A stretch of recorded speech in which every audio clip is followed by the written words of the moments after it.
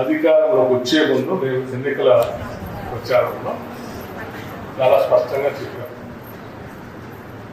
రాష్ట్ర జనాభాలో సగభాగం ఉన్నటువంటి మహిళల్ని మహాలక్ష్మిలాగా మేము గౌరవిస్తాం. మహాలక్ష్మిలాగా గౌరవించడే కాదు,